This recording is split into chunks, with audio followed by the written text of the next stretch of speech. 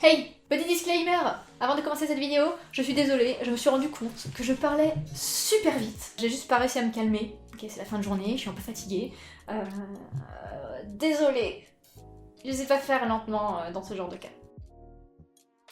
Et c'est la première fois que j'inaugure une nouvelle lampe, sachant que j'en ai branché qu'une seule parce que ça m'éblouit la gueule. Je savais pas que c'était aussi puissant. Je suis en train de perdre de ma capacité visuelle parce que je suis en train de regarder à moitié l'ampoule directement en pleine tronche. Enfin bref, du coup, c'est la première fois que je tourne aussi tard et donc ça doit être la première fois aussi que je suis autant fatiguée parce que j'ai travaillé toute la journée et qu'on est jeudi et que la semaine n'est pas terminée. Mais sinon ça va. Je voulais vous faire un book haul de la honte, notamment parce que j'avais dit, si vous vous rappelez, dans le précédent book haul, que je n'achetais rien avant le 1er janvier 2019. J'avais totalement craqué vers la fin de l'année parce que c'était mon retour de Corée, ça faisait longtemps que j'avais pas acheté des bouquins et j'avais fait une razzia dans plein de librairies. Et alors là vous allez pouvoir vous moquer de moi parce que j'ai une bonne pilasse de bouquins et surtout j'ai carrément commencé à faire un tracking de ma pile à lire, de mes lectures en cours, de mes acquisitions, avec des graphiques partout, genre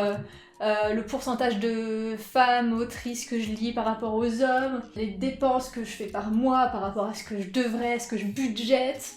Bon après c'est pas encore totalement optimisé, j'ai encore quelques réglages à faire, les genres de bouquins, les types de bouquins, genre BD, romans, etc. Donc je commence à être une grosse maniaque de l'organisation au niveau des lectures, donc ça commence à devenir grave. Néanmoins je le vis très bien pour l'instant. Et du coup j'ai toujours ce challenge en 2019 de vider ma pile à lire qui comporte 145 ou 146 bouquins aujourd'hui. Et je me suis dit si en 2019 il y a des livres qui sont dans ma palle, qui ont été achetés avant, on va dire 2017-2018, je dois m'en séparer. Ceux qui traînent depuis 2012 ou avant se verront offrir une nouvelle vie, je ne sais pas encore où, je ne sais pas encore comment. Je sais pas si je vous les envoie ou si je les mets dans des boîtes à livres. J'ai encore rien décidé de tout ça, on verra à la fin de l'année. En tout cas, j'espère que je vais faire un petit fil conducteur tout au long de 2019 pour voir où est-ce que j'en suis dans mes lectures. Sur cette grosse intro, je peux entamer mon petit book haul. Je pense que je n'ai rien oublié. Alors, j'ouvre mon petit tracker. Oui, mais actualise-toi, s'il te plaît. Alors, acquisition. 6, 7, 8, 9, 10, 11, 12. Je sais pas compter. 12, c'est là. 1, 2, 3, 4, 5, 6, 7, 8, 9, 10, 11, 12, 13. Il y a un problème dans mon tracking. J'ai oublié un bouquin. Ah non, c'est parce que lui, je l'ai pas mis dans mon tracking, parce que c'est pas moi qui l'ai acheté. Ok, tout s'explique. On commence tout de suite. J'ai tout d'abord acheté Gardien des Cités Perdues, le tome 6. Donc le 7ème est sorti en français en novembre, et le tome 6 l'année précédente, et je l'avais toujours pas lu, alors que c'est une saga que j'adore. J'avais tellement aimé les 5 premiers tomes, et c'est ma lecture en cours, enfin, je lis 4 livres en ce moment, et je suis tellement déçue. Vous n'imaginez même pas à quel point je suis dégoûtée du début de ce bouquin. J'ai envie de l'arrêter et de le mettre de côté. Pour vous dire à quel point je suis verte. Dans ce bouquin, on suit une jeune fille qui s'appelle Sophie, qui arrive à lire dans les pensées des gens, ce qui est assez embêtant, notamment quand elle est au milieu d'une foule. Et en fait, elle se rend compte que c'est pas une humaine, elle vit dans le monde des humains, mais elle est une elfe. Donc il y a des elfes qui viennent la chercher et qui lui apprennent le monde des elfes, qui l'emmènent à l'école et qui lui apprennent à gérer ses pouvoirs. Elle se rend compte aussi qu'elle a été...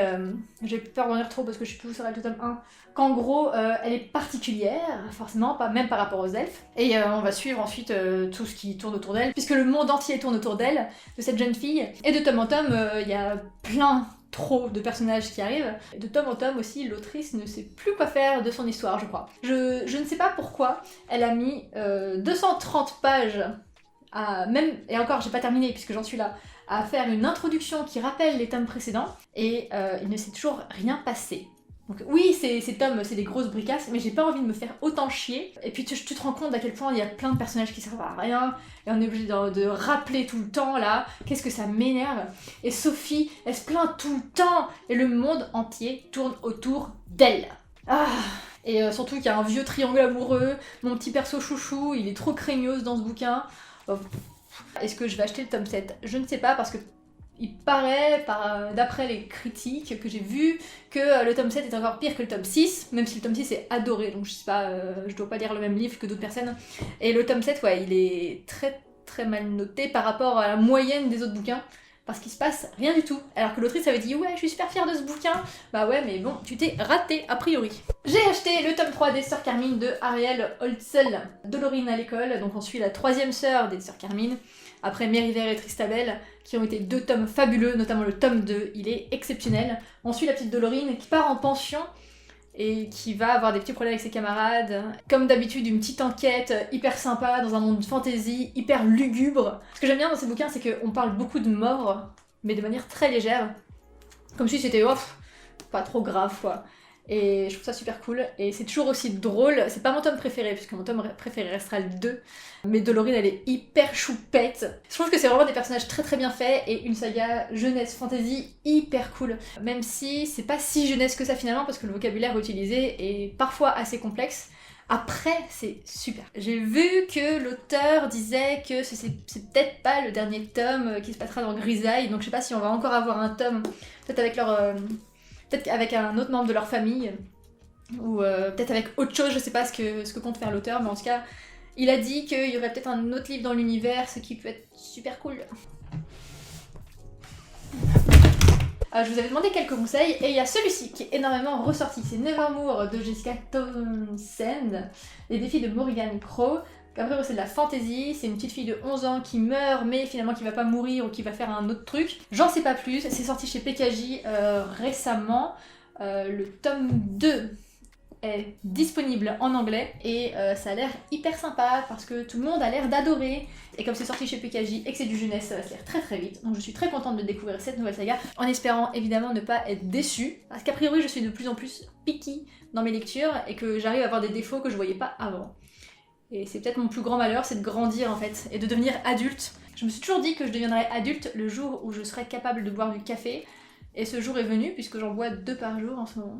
Donc c'est officiel, je suis devenue une adulte chiante qui n'arrive plus à se passionner des lectures qu'elle fait. J'ai aussi acheté Le goût amer de l'abîme de Neil Shusterman.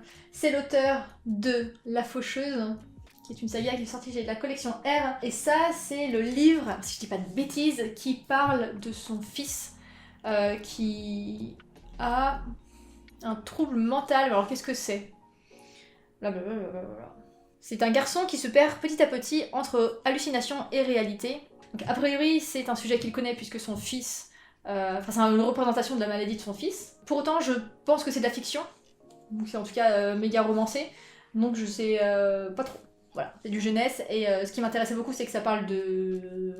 Je sais pas du coup si c'est un handicap ou une maladie, je pense que c'est un handicap. Je me dis que ça peut être cool, potentiellement, notamment en guise de... Je sais pas comment dire ça. Bon, pour la représentation, c'est bien, pour découvrir des choses que je connais pas parce que j'ai la chance d'être en bonne santé, c'est bien. Voilà, donc ça me tente. J'ai eu la chance de partir à Amsterdam il y a 2 jours, et j'ai fait une razzia à Waterstones et dans la librairie américaine, qui sont 2 librairies hyper charmantes et que j'adore. J'avais déjà fait Waterstones l'année dernière, et donc là j'ai acheté les 2 premiers tomes d'un comics qu'on m'a beaucoup conseillé, c'est Paper Girls de Brian K. Vaughan, c'est le mec qui fait Saga. J'ai encore une culture des comics assez mauvaise, à part Scott Snyder, je ne connais personne. C'est un comics qui est un peu dans l'ambiance de Stranger Things, dans le thème années 80, look un peu rétro, girl power et compagnie. On suit des meufs qui distribuent des journaux avec leur petit vélo tous les matins. Et c'est un groupe de 4 meufs qui vont tomber sur des mecs hyper louches, une machine hyper louche, et vont faire un voyage dans le temps, et il y a des aliens qui débarquent, et c'est super cool. J'adore, j'ai lu ces 2 premiers tomes, ils sont vraiment super.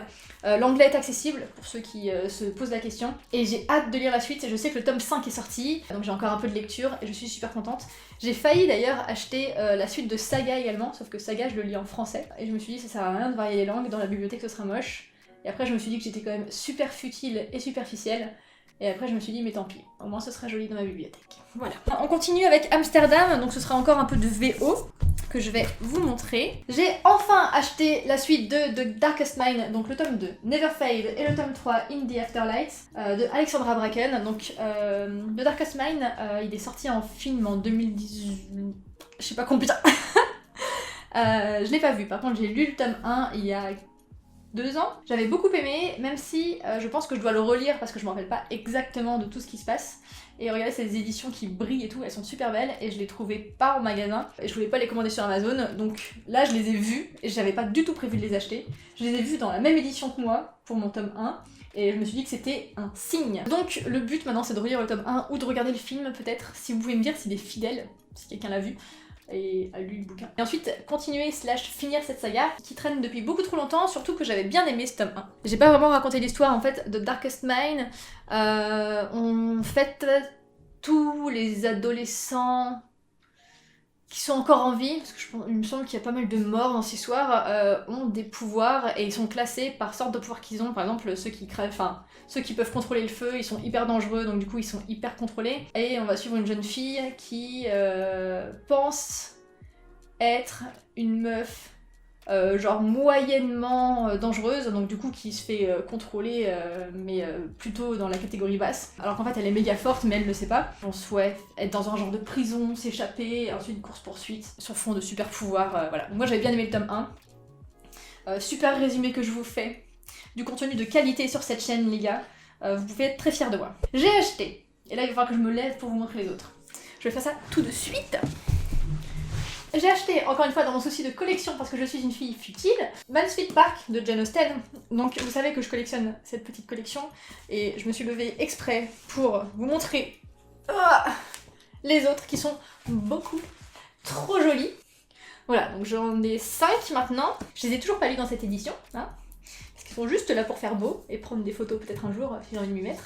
Et donc il me manque juste...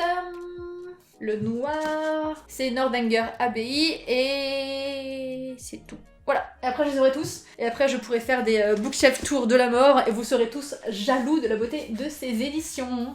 Bon, pour le coup aussi, je suis une grosse fan de Jane Austen, même si j'ai pas lu tous ses bouquins. Je crois que Orgueil et Préjugés, ce sera un de mes livres préférés à la vie et à la mort, et j'essaie de regarder toutes les adaptations de ce bouquin parce que je suis beaucoup trop obsédée par Mr. Darcy, de manière très malsaine.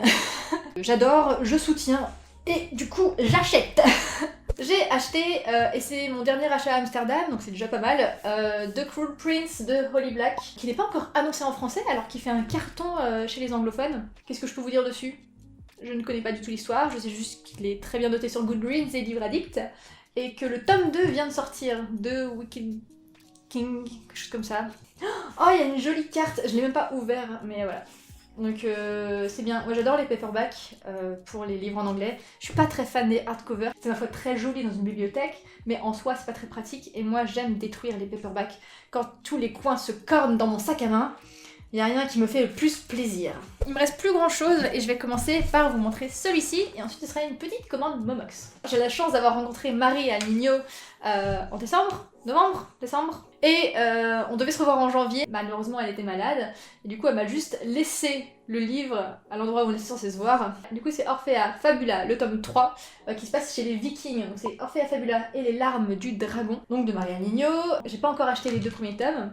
Cela ne saurait tarder puisque j'ai vu qu'ils étaient disponibles dans la petite librairie de mon quartier. C'est du jeunesse et on suit une meuf espionne qui fait des voyages temporels, vu que le tome 1 c'est avec les pharaons, le tome 2 c'est avec, je le sais, Louis XIV et Versailles. Peut-être aussi un moyen pour moi de réviser mon histoire et ma géographie, puisque la dernière fois que j'en ai fait c'était pour le bac. 16 sur 20. Donc je vous dirai ce que j'en pense quand je les lirai, de manière tout à fait subjective, parce que c'est ma pote, mais je vous préviendrai. Donc j'espère que je la reverrai vite pour la remercier. Et en plus j'ai eu une petite dédicace et elle fait de très jolies aides. Trop cool. Il me reste 2 livres à vous présenter et du coup c'est ma commande Momox puisque ça faisait longtemps que j'avais pas commandé. D'ailleurs j'ai oublié de commander des Walking Dead puisque normalement à chaque fois que je suis sur Momox c'est pour me commander les Walking Dead parce que 30 tomes ça coûte cher. Du coup j'étais encore dans une optique de continuité de saga. J'ai pris le 2e tome de 5 mondes, Le Prince de Cobalt, et c'est un bouquin dont je vous avais parlé il y a un petit moment. Je sais plus si j'en avais fait une chronique. Si, il me semble que j'en avais fait un update lecture.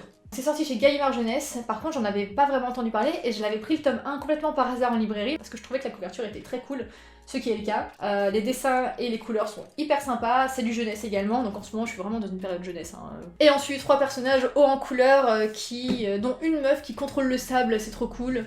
un mec qui est à moitié cyborg et un petit garçon, je sais plus exactement ce qu'il sait faire, je crois que c'est un petit voleur ou un truc comme ça, qui doivent faire je sais plus quoi, parce que je dois relire le tome 1 avant de lire le tome 2, parce que je l'ai lu il y a des années et que j'ai une toute petite mémoire. Vous connaissez ça par cœur autant que moi, que j'oublie tout ce que je lis. Et donc je voulais le prendre en occasion parce que il est quand même à 19,90€ et que je pense avoir déjà bien dépensé mes sous ce mois-ci. C'est aussi pour ça que c'est un book haul de la honte. Mon petit tracker, hein, il me dit combien j'ai dépensé, hein. C'est la dépression. Et aussi, j'ai acheté Dragonhead, le tome 1, donc il y a 5 tomes de Minetaro Mochizuki, et qui raconte l'histoire d'un train qui a eu un accident dans un tunnel. Le tunnel est bouché devant et derrière, puisqu'il y a eu a priori un tremblement de terre. Voilà, sympa. Et il y a 3 survivants, et ça fait bien flipper. J'ai lu ça hier soir avant de me coucher, dans le noir et tout, c'était un peu glauque. Les dessins sont un peu éloignés de ce qui se fait maintenant, je dirais, parce que je crois qu'il est sorti en 95 ou dans les années 90 en tout cas. Et ça fait vraiment bien flipper, j'aime bien le style de dessin et j'aime bien l'histoire. Voilà, et donc c'est chez Pika Graphics, et vous savez que j'aime bien cette édition, notamment qui a fait Museum, qui a été un gros coup de cœur pour moi, et j'essaye de voir un peu ce qu'ils font et de suivre leurs publications, parce que j'ai l'impression que c'est une bonne collection. Voilà, j'ai terminé. J'espère que mon micro a fonctionné. J'espère que ce book haul de la honte vous aura plu. Je pense que je vous parlerai de mon tracker prochainement, ainsi que de ma pile à lire. Je vais peut-être en faire une vidéo particulière. Comme d'habitude, n'hésitez pas à me dire ce que vous avez pensé de cette vidéo, et notamment des bouquins que j'ai achetés, que vous les ayez lus, pas lus, qui vous donnent envie, ou quoi que ce soit. Et voilà, je vous dis à la prochaine. Bye!